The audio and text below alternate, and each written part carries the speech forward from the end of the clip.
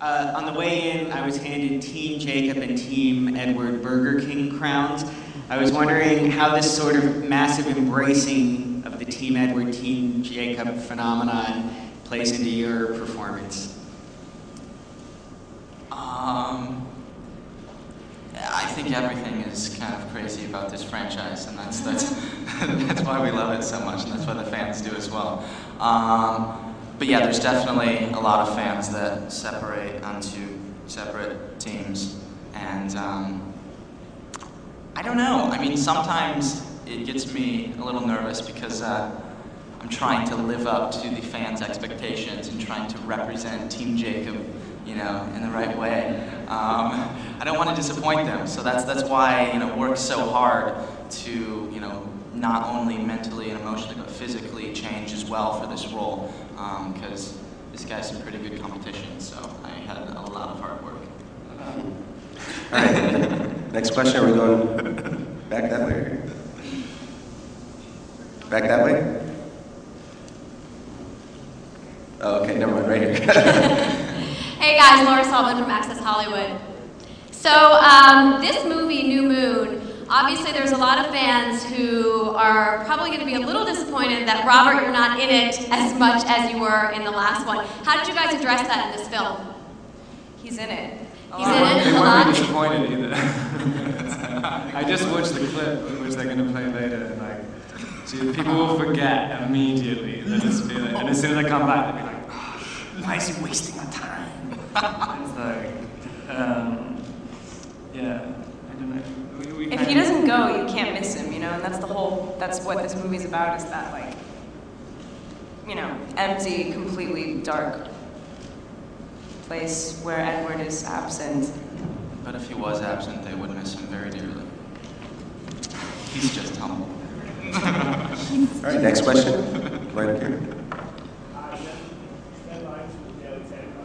I have a question for Rob. You know, the experience of working with a new director and sort of the vibe on set. How is it different the second time around with sort of heightened expectations and a whole new project for you?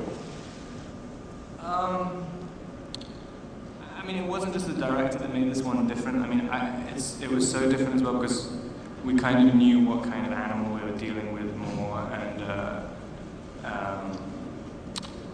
and I was much more of a supporting role in this one. So I mean, I started 3 weeks after they started shooting, and I did a lot of my first scenes with the apparition scenes, which involved me doing like maybe 1 word a week. So it's kind of,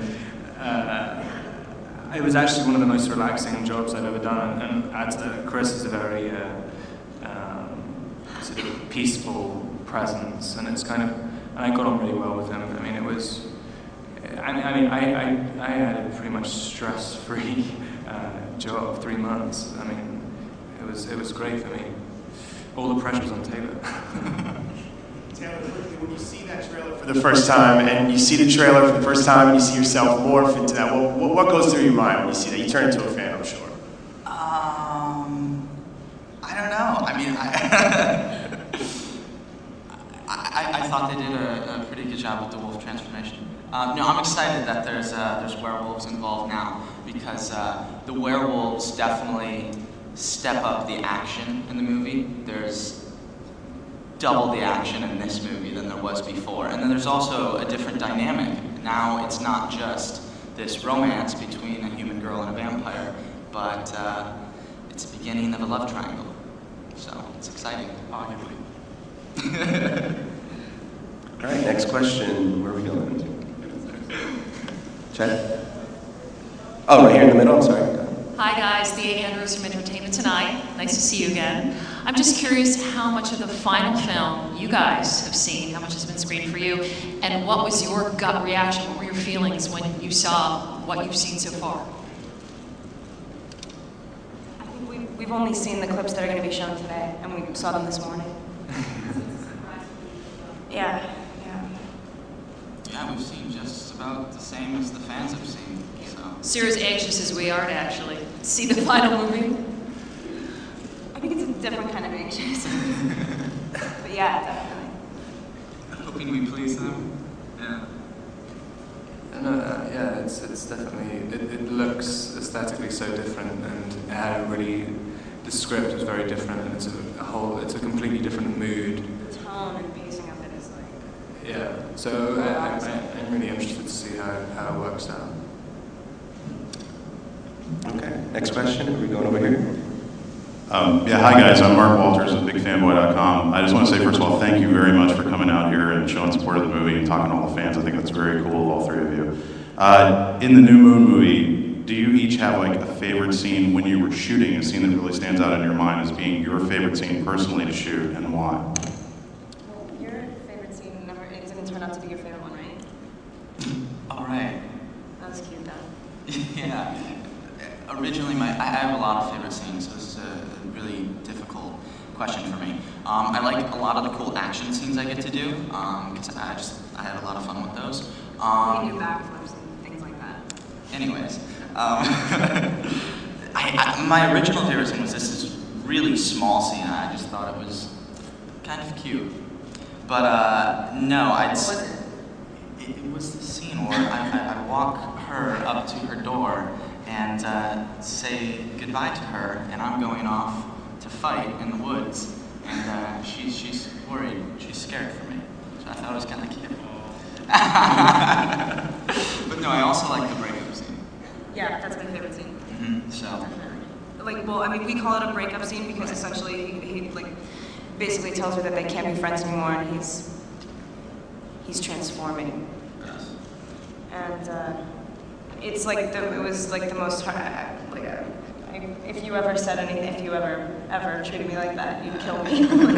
And it was also painful to shoot because it was 35 degrees, and we were being poured rain on by rain tower rain, which is straight from the spring, so it's ice. It was out of a well. Ugh. Really... Yeah, that was bad. And I wasn't really wearing much. Rob, do you have a favorite scene or moment? I think my breakup scene was my favorite scene. But I mean, it was far, like, you know, it's a very, I don't know, hopefully it will come off as having like quite a few more levels than you know, the relationship in Twilight. I hope, but you know, it was interesting. I mean, it's like a 5-page long dialogue scene, which that didn't happen at all in the first one. And it's a really interesting little moment, which I think it completely bypasses all the supernatural elements of the story as well, which I found quite interesting. Okay. Next question over here. I'm Mario from Televisa Mexico, and I'd like to ask you, why do you think people embrace these stories now in movies? The themes, the characters, the subjects, the darkness, I don't know, the romance?